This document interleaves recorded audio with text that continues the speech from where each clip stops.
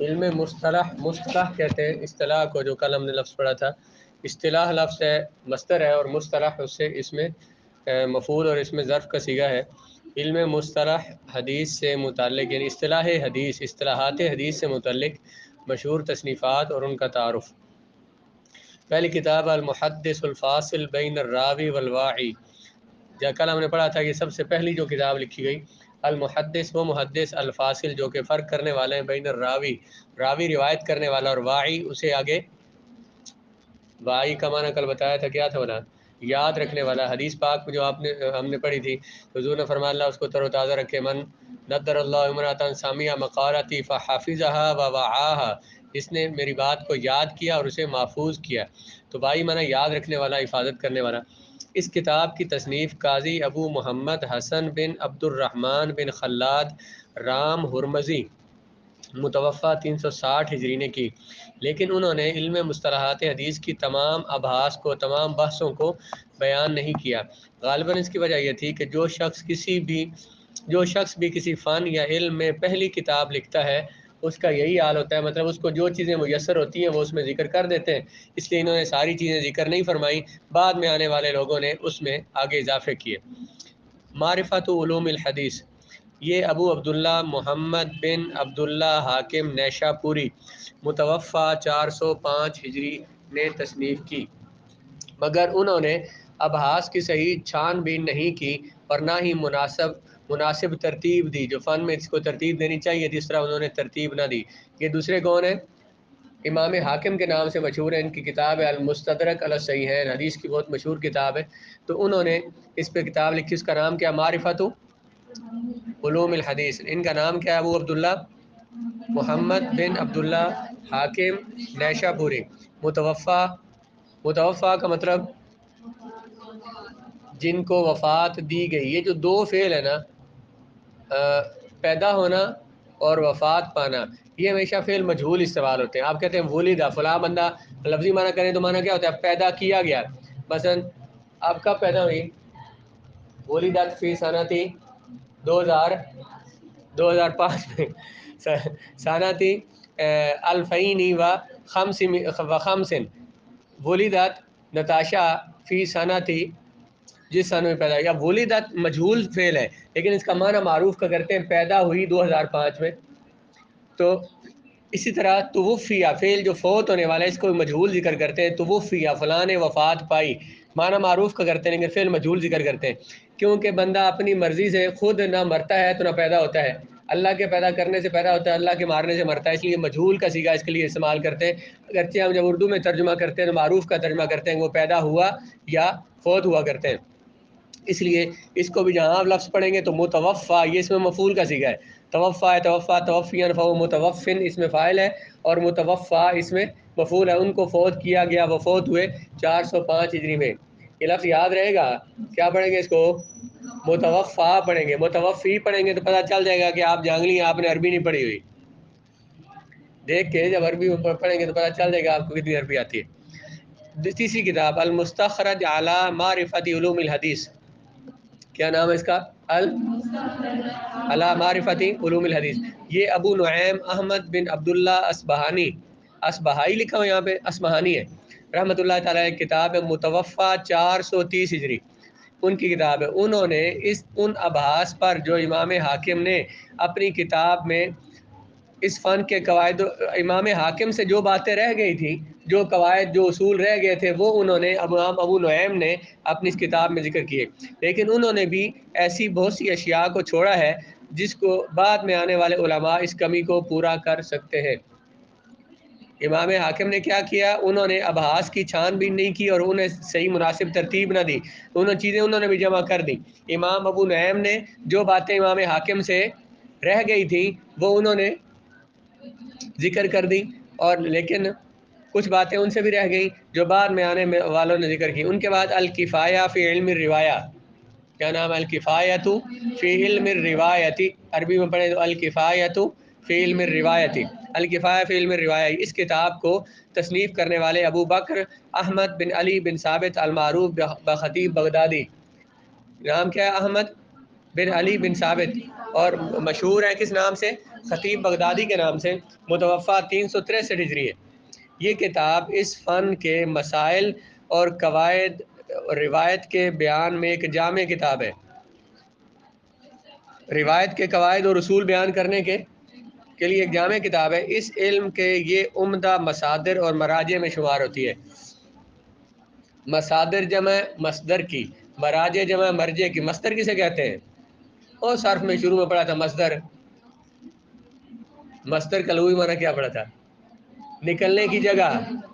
مصدر کہتے ہیں بنیادی مصدر ہے، یعنی علوم اصول حدیث کو پڑھنے کے لیے بنیادی مصدر۔ جیسے ہم کہتے ہیں کہ ہم نے حدیث تلاش کرنی ہے، صحیح بخاری میں ہے، تو صحیح بخاری کیا ہے؟ اس کا بنیادی مصدر ہے، مصدر جس سے چیزیں لی جاتی ہیں۔ مرجع راجع یرجع، اسے مرجع معنی رجوع کرنے کی جگہ، جدھر بندہ لوٹتا ہے۔ مثلا ہمیں ضرورت پڑے، ہم نے کوئی کتاب کوئی حدیث تلاش کرنی ہے، تو جس سے ہم رجوع کریں گے، جس کتاب سے تلاش کریں گے، اس کو کیا بولیں گے؟ مرجع۔ بھئی ہمیں ضرورت پیش آئی نا، ہم نے جس کتاب کی طرف رجوع کیا، جس کتاب کی طرف گئے، وہ کیا کہلائے گا؟ راجع یرجع، اسے مرجع لوٹنے کی جگہ۔ اس کی جگہ اس کا معنی کیا آئے گا؟ اس کی جمع کیا آئے گی؟ مراجع، لوٹنے کی جگہ۔ تو جو کتابیں اصل ہیں، جن سے حوالے لیے جاتے ہیں، جن سے ہم علم اخذ کرتے ہیں، ان کو کیا بولتے ہیں؟ مصادر۔ اور مصدر کی جمع اور مرجع کی جمع مراجع۔ مراد اس سے کیا ہوتا ہے؟ مراد وہ بنیادی کتابیں، ہر فن کی جو بنیادی کتابیں ہیں، جن کو ہم حوالہ بناتے ہیں، جن سے ہم چیزیں لیتے ہیں، ان کو مصادر اور مراجع کہتے ہیں۔ یہ بنیادی مصادر میں شمار ہوتی ہے علم اصول حدیث میں۔ اس کے بعد الجامع لاخلاق الراوی و آداب السامع، وہ کتاب جو کہ راوی اور حدیث کے راوی کے اخلاق کو جمع کرنے والی ہے، اور سامع حدیث سننے والے کے آداب بتانے والی۔ یہ کتاب بھی خطیب بغدادی کتاب ہے۔ ابھی یہ کتاب پڑھی ہے، کون سی ان کی کتاب والا زبانی نام بتا سکتا ہے کوئی؟ الکفایۃ فی علم الروایت، الکفایۃ، دوسری کیا ہے؟ الجامع و آداب السامع۔ یہ بھی خطیب بغدادی کی کتاب ہے۔ اس کتاب میں روایت کے آداب کے بارے میں بحث کی گئی ہے، جیسا کہ اس کے نام سے واضح ہو رہا ہے۔ روایت کے آداب، راوی کو کیسا ہونا چاہیے، اس کے شاگرد آگے جو حدیث اس سے پڑھنے والے ہیں وہ کیسے ہونے چاہیے۔ یہ اس موضوع پر منفرد اور اپنے مباحث اور مضامین میں ایک معیاری کتاب ہے۔ مباحث، بحث جسے بولتے ہیں، یعنی مضامین جو اس کے اندر ذکر کیا گیا اسے بحث بولتے ہیں، مباحث بولتے ہیں۔ خطیب بغدادی نے حدیث کے علوم میں ہر فن میں ایک الگ کتاب لکھی ہے۔ خطیب بغدادی کا کمال یہ ہے کہ سوائے چند فنون کے، جیسے کہ امام ابو بکر بن نکتہ ان کے بارے میں لکھتے ہیں، جو بھی منصف مزاج ہے، وہ منصف مزاج آدمی ہے، انصاف کرنے والا، وہ اس بات کو بخوبی جانتا ہے کہ خطیب بغدادی کے بعد آنے والے تشنگان علوم حدیث ان کی کتابوں کے محتاج ہیں۔ یعنی خطیب بغدادی نے کوئی ایسا علم اصول حدیث کا کوئی فن چھوڑا نہیں۔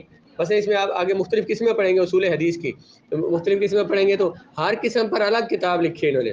تشنا فارسی میں کہتے ہیں پیاسے کو، تشنگان اس کی جمع ہے، علم حدیث کے پیاسے، جس طرح آپ بیٹھے ہوئے، علم حدیث کے سارے پیاسے ہوتے ہیں۔ تشنگان علم حدیث، اس کے جو بعد میں آنے والے جتنے بھی علم حدیث حاصل کرنے والے ہیں تو وہ سارے خطیب بغدادی کے محتاج ہوں گے۔ اس کے بعد الالماع الى معرفت اصول الروایت و تقیید السماع، الالماع الى معرفت اصول الروایت و تقیید السماع، سماع یسمع، سماع من ہوتا ہے سننا، اور اصول الروایہ، روایہ آپ کو بتایا تھا کہ ایک علم روایت ہے اور علم درایت ہے، تو حدیث سند کو بیان کرنے کو روایت بولتے ہیں۔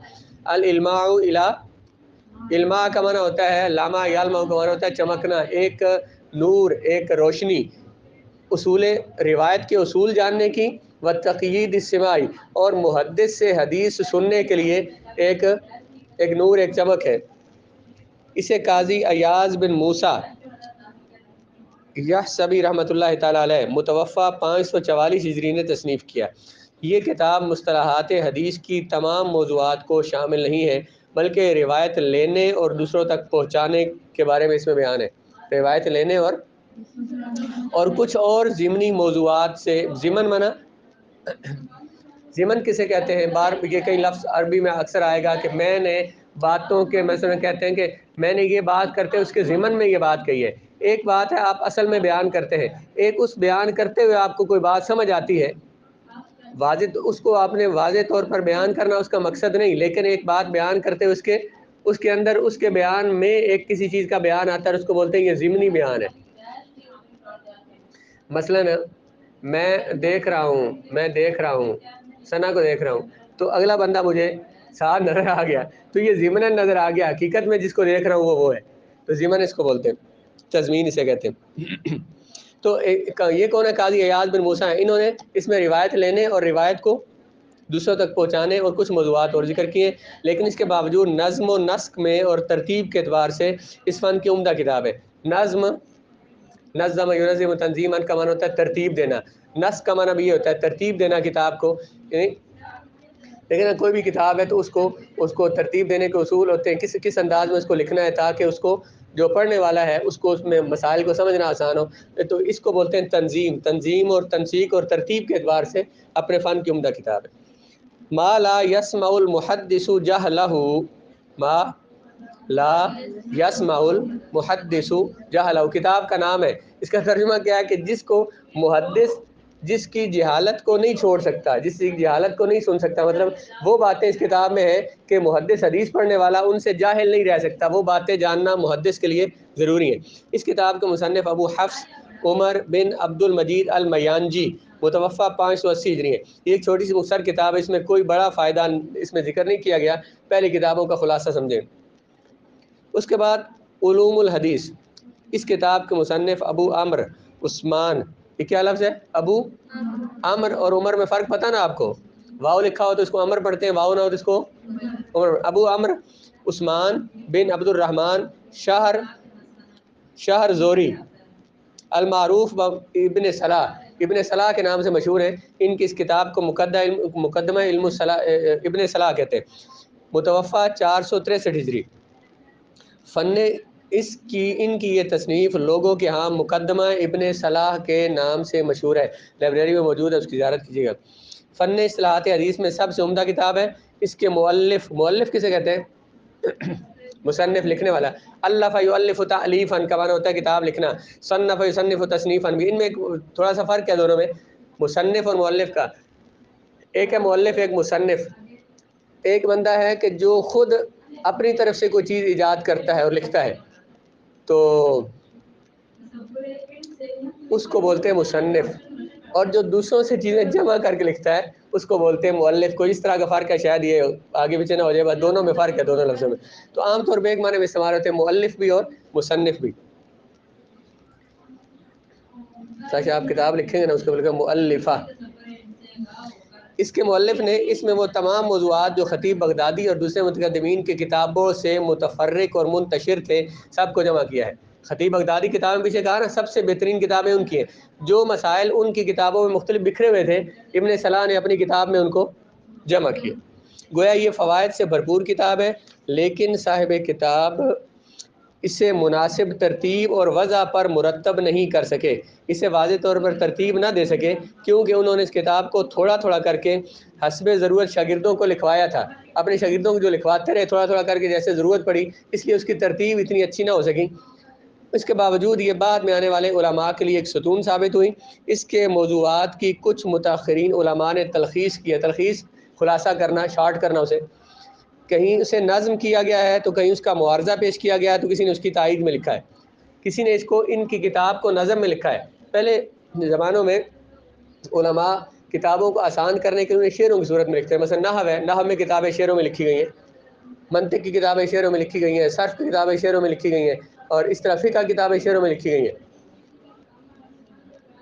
وہ ان کو یاد کرنا، کیونکہ شعر ایک شاعری کا ایک انداز ہوتا ہے، اسے یاد کرنا آسان ہوتا ہے، اور جیسے جس زمانے میں مثلا شاعری کا زیادہ رواج تھا، اب بھی ہے، تو شاعری میں لوگ زیادہ یاد کرتے ہیں اس کو، اب ہم عربی تو پڑھتے ہی نہیں، تو اس لیے ہمارے یہاں رواج نہیں ہے، تو وہ کتابوں کو آسان کرنے کے اسے شعروں میں لکھتے تھے۔ نحو کی کتاب مثلا اس کا نام ہے الفیہ ابن مالک، امام ابن مالک نے 1000 شعر ہے غالباً، اس میں 1000 شعروں میں پوری نحو لکھی ہے، اس کو اب بھی عرب میں زبانی لوگ یاد کرتے ہیں، جو مثلا مدینہ یونیورسٹی میں جو لوگ پڑھتے ہیں، عرب میں مصر میں جو لوگ پڑھتے ہیں، تو وہ ان کو زبانی کتاب کو یاد کرتے ہیں۔ وہ چھوٹے چھوٹے، میں جب مدینہ شریف گیا تو وہاں پہ ایک علامہ صاحب تھے، انہوں نے کتاب اٹھائی تو مجھے کہتے ہیں کہ مجھ سے سنو، وہ شعر کو زبانی یاد کر رہے تھے، اس طرح سے ان کے کتابوں کو یاد کرنے کا رواج تھا. ہم تو اس طرح سے امتحان کے لیے صرف رٹا مارتے ہیں نا، وہ کتابوں کو باقاعدہ یاد کرتے ہیں، ایک شعر کو، ایک ایک کتاب کو یاد رکھنا، اسے اپنے حافظے میں رکھنا. تو اسے کہیں کتاب اسے نظم کیا گیا ہے، تو کہیں اس کا کسی نے اس کی تلخیص کیا اس کو، اور کسی نے اس کو نظم میں یعنی شعروں میں لکھا ہے، اور کسی نے اس کا معارضہ